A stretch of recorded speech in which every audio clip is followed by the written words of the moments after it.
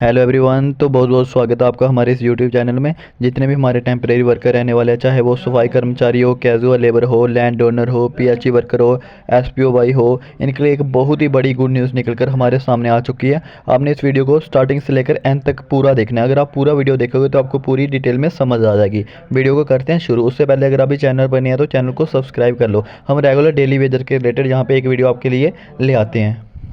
तो मैं ज्यादा समय नहीं लेता हुआ 5, 6, 7 जो बड़े डिपार्टमेंट हैं उस पर डिस्कस करूंगा।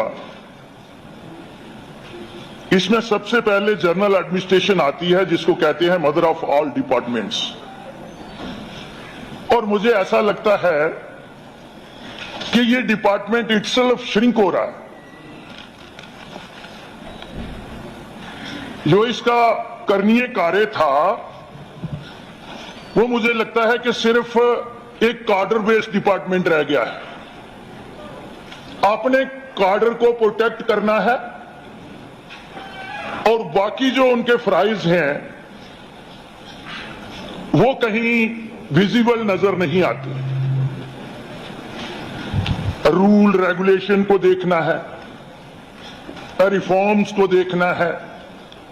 ऑल डिपार्टमेंट जितने मेजर 47 डिपार्टमेंट्स हैं उनमें डीपीसी टाइम पे हो रही है या नहीं हो रही है।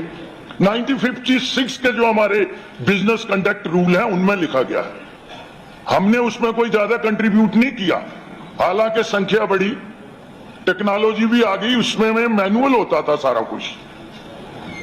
मैं सिस्टम डिस्कस कर रहा हूं, ना ऑफिसर गैलरी इसको माइंड करे, ना ऑनरेबल मिनिस्टर इनको अदरवाइज ले कि क्या है कि ये जो हमारा कार्य क्षेत्र उसको हम कम करते जा रहे हैं। रेगुलराइजेशन हुई, क्या ये जीएडी का है नहीं कि यहाँ पे chief secretary top of the hierarchy भी बैठे हुए थे, अदरवाइज भी बड़े ज्ञानी लोग हैं, कुछ अदर ज्ञानी हैं, कुछ महाज्ञानी भी बैठे हुए हैं। महाज्ञानी है। क्या बात है कि हमने अपना काम करना जो है वो छोड़ दिया है और हर आदमी को हम डिप्राइव बनाते जा रहे हैं। यहां head of the department retire होता है, इतना अडाकिज्म आ गया है। अगर वो डॉक्टर है तो असिस्टेंट सर्जन है। मुझे पता है जब 2009 में सरकार बनी थी तो 12 साल के बाद हमने हेल्थ की सारा बैकलॉग जो था वो निकाला था। अब दोबारा स्टैंड स्टिल है। ऐसे ही बाकी डिपार्टमेंट का है। तो मैं ऑनरेबल चीफ मिनिस्टर साहब से कहूंगा कि इसको आप क्वार्टरली बेसिस पे डिपार्टमेंट का सारा रिव्यू लें और जो बॉटलनेक है वो रिमूव करें, सो दैट जो नीचे से बॉटम लाइन से हायरार्की है, क्योंकि हमारे जो क्वार्टर बेस है उन्होंने तो अपनी सीनियरिटी और जो उनके मॉनिटरी बेनिफिट है वो सेट है। 24 साल के बाद जूनियर सेक्रेटरी का ग्रेड लेना है वो मिल जाता है। 28 साल में एक इम्पेलमेंट होनी है वो हो जाती है। बहुत जो लोग असली काम करते हैं जमीन पे, तो मुझे लगता है उसकी तरफ ध्यान देने की जरूरत है। यहां ऑनरेबल चीफ मिनिस्टर साहब से जो क्यूडी के जवाब आए, 32,000 पोस्ट जो है सेंशन पोस्ट वो वेकेंट पड़ी है, उसको एक्सपीडाइट किसने करवाना है और वो टाइम बाउंड मैनर में। ऑनरेबल चीफ मिनिस्टर साहब आपकी कमिटमेंट भी है कि 180 दिन में हम जो है जितनी वेकेंट पोस्ट है, हालांकि काम मुश्किल है, मैं अंडरस्टैंड कर सकता हूं, बट मुझे आप पे पूरा भरोसा है कि आप उसको एक्सपीडाइट करेंगे। और ये चीज है, जितनी भी पोस्ट है, चाहे वो डॉक्टर्स की हैं, पैरामेडिकल्स हैं, एजुकेशन में हैं, इवन पावर का जब आता है मैं आपसे बात करता हूं वहां क्या हालत है हमारी, जितने भी वर्किंग डिपार्टमेंट हैं हमारे वो इस हालत में हैं, मैं यहां डिस्कस नहीं कर सकता। एक्सेप्शनल सर्विसेज की हमारी क्या हालत है उस पर मैं आऊंगा। इसी तरीके से ट्रांसफर पॉलिसी है हमारी। जो लोग यहां से एसटी और एससी के दिल्ली में गए थे कैटेगरी में, उस समय एक सेल्फ स्पीकिंग ऑर्डर है अगर जीएडी रिविजिट करेगी और जिस डिपार्टमेंट में है वहां पे एडमिनिस्ट्रेटिव सेक्रेटरी अगर ये तकल्लुफ उठाएंगे तो वो देखेंगे उस समय एक आर्डर निकला था कि 10 साल के बाद उनकी ट्रांसफर को रिविजिट किया जाएगा।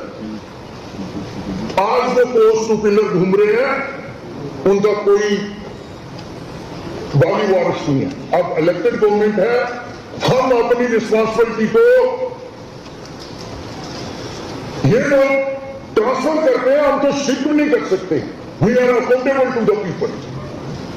हम अपने कर्म का निर्वाह ईमानदारी से करना चाहते हैं। मैं इसमें कोई ये नहीं कह रहा कि ये नहीं कर रहे हैं, पता नहीं क्या कारण है, क्यों इतना स्लो केस होता है हमारा डिस्पोजल में। तो ये दो चीजें जो हैं ऑनरेबल चीफ मिनिस्टर साहब आपको, फिर जो सबसे बड़ा जिस पे डिपेंड करती है हमारी इकॉनमी जब से ये दुनिया बनी है, finance and planning. Time to time उस पर काम हुआ, लेकिन लैक ऑफ प्लानिंग रहती है हमारी।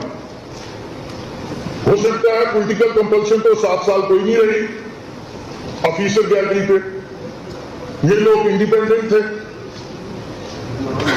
हमें ब्लेम किया जाता था और कहते थे ये पॉलिटिकल सेटअप हमें मजबूर करता है, इसलिए हम कोई हॉस्पिटल सैंक्शन करते हैं, इसलिए हम कोई स्कूल बनाते हैं। तो 7 साल में तो वो ग्रांट जो है वो पूरे होने चाहिए थे। पैसा वो फंडिंग जो है वो माननीय मोदी जी और यूनियन गवर्नमेंट ने बहुत दिया है।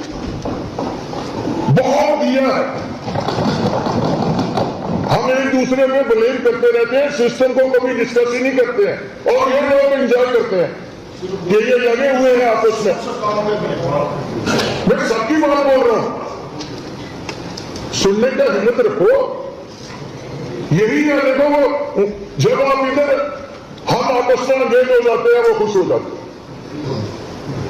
एज ए लेजिस्लेचर इस असेंबली का काम है सरकार को और जो नौकरशाह है उनको अकाउंटेबल बनाना। ये काम है एज ए लेजिस्लेटर मेरा।